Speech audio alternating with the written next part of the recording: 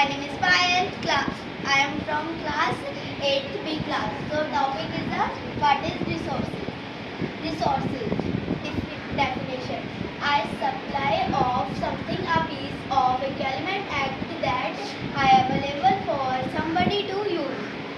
For example, water, paper, fan, soil. Thank you. My name is Khushi and I am from class 8B.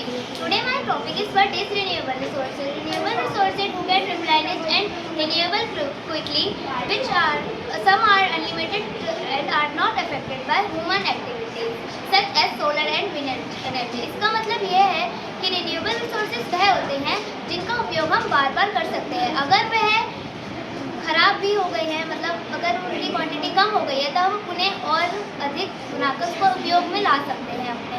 अगर इस पर इसकी एक शर्त है, अगर हम इसको बार बार उपयोग कर रहे हैं तो इसका मतलब हम इसे वेस्ट ना करें।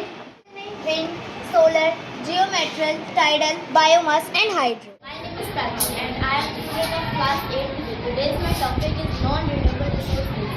The resources which cannot be renewed and occur a very long geological time is called non-renewable resources. Example: coal, nuclear energy, gas, minerals, fossil fuel, etc.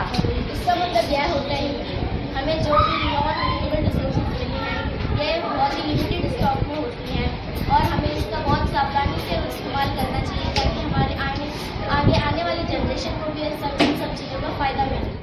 My name is Meera from class 8B. Today I am going to tell you about human-made resources. When natural resources are used to create something new and usable, it is called a human-made resources.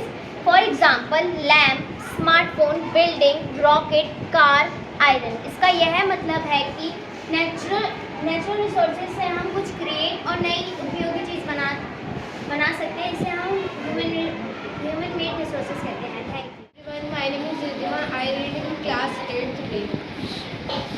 आज मैं आपको human resources के बारे में बताऊंगी। The people of a country, their skills and abilities which are considered the most valuable resource for development are called human resource. Humans अपने technology का use करके, आइडियाज़ का यूज़ करके और स्किल का यूज़ करके और नॉलेज का यूज़ करके ह्यूमन रिसोर्स बनाते हैं। I study in class 8B. Today my topic concerning resources.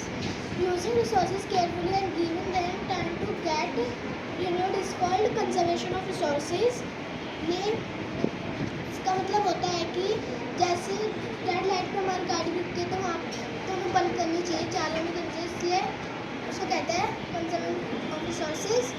For example, बेटा आप ये भी बोल सकते हो ना कि चलो कहीं की लाइट अगर जली है तो उसको हमको, अगर वहाँ पे नहीं है तो हम वहाँ पे लाइट बंद करके जा सकते हैं वहाँ से, और पानी का टैप कहीं खुला हुआ है अगर तो हम टैप को बंद कर सकते हैं।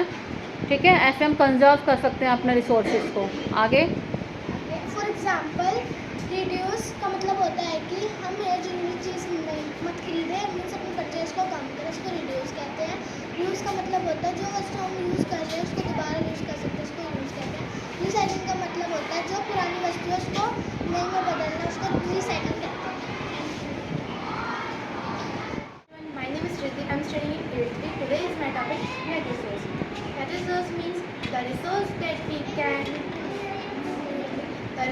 we get from nature and can be used is called net resource. इसका मतलब यह है कि यह रिसोर्स जो हमें नेचर से प्राप्त होता है और इसे हम बिना मतलब मॉडिफाई करके हम यूज़ कर सकते हैं। Example: coal, soil, water and petroleum.